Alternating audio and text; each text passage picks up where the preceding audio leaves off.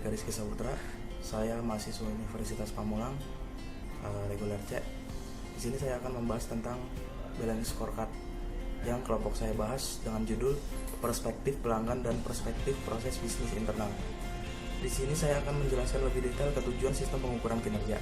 Jadi di sini ada 4. Yang pertama menentukan strategi, yang kedua ada menentukan pengukuran strategi, yang ketiga ada mengintegrasikan pengukuran ke dalam sistem manajemen, dan yang terakhir poin keempat itu mengevaluasi pengukuran hasil secara berkesinambungan.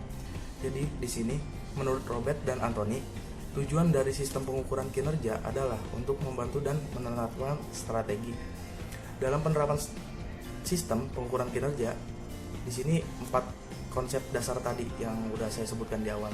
Jadi untuk lebih detailnya ada di soft copy yang sudah saya kirimkan ke Ibu. Sekian dan terima kasih. Assalamualaikum warahmatullahi wabarakatuh. Assalamualaikum warahmatullahi wabarakatuh. Nama saya Vika Komalasari dari kelompok 2. Saya akan menjelaskan tentang 3 sub proses bisnis internal utama. Yaitu yang pertama ada proses inovasi.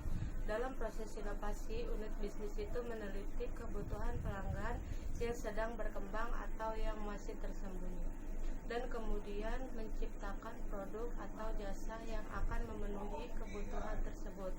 Proses inovasi dalam perusahaan biasanya dilakukan oleh bagian R&D, sehingga setiap keputusan pengeluaran suatu produk ke pasar telah memenuhi syarat-syarat pemasaran dan dapat dikomersialkan atau didasarkan pada kebutuhan pasar. Yang kedua ada proses operasi. Proses operasi ini langkah utama kedua dalam rantai nilai generik, yaitu tempat di mana produk dan jasa diproduksi dan disampaikan kepada pelanggan. Aktivitas di dalam proses operasi terbagi dalam 2 bagian. Yang pertama, proses pembuatan produk, dan yang kedua, penyampaian produk kepada pelanggan. Yang ketiga ada proses pengajuan.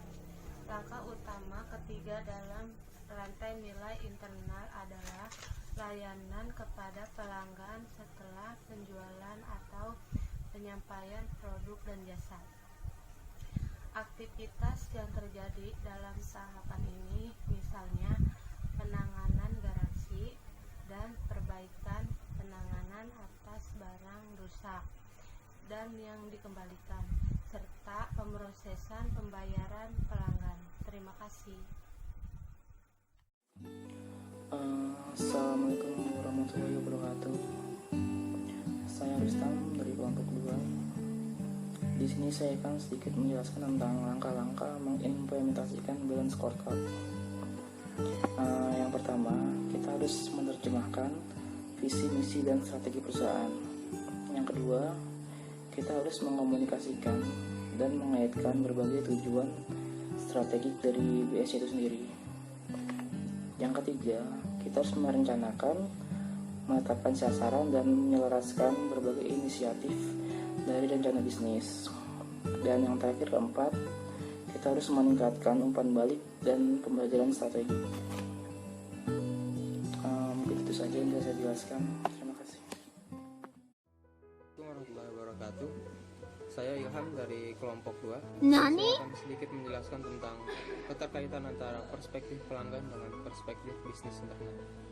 Customer perspektif atau perspektif pelanggan berkaitan erat dengan cara perusahaan dalam melayani pelanggan. Dalam hal ini, setiap pelanggan harus diberlakukan secara layak. Dengan begitu, mereka akan merasa puas atas pelayanan yang diberikan.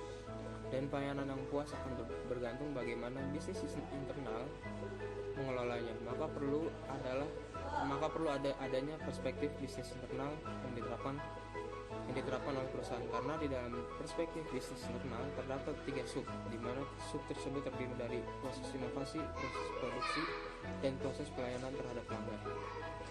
Di antara kedua perspektif ini, kita dapat mengetahui jika keduanya berkaitan erat satu sama lain, di mana perspektif pelanggan akan bergantung pada perspektif bisnis internal, dan perspektif bisnis internal yang dilakukan oleh perusahaan. Jika perspektif bisnis internal berjalan dengan baik, maka pelayanan dan produk yang kita miliki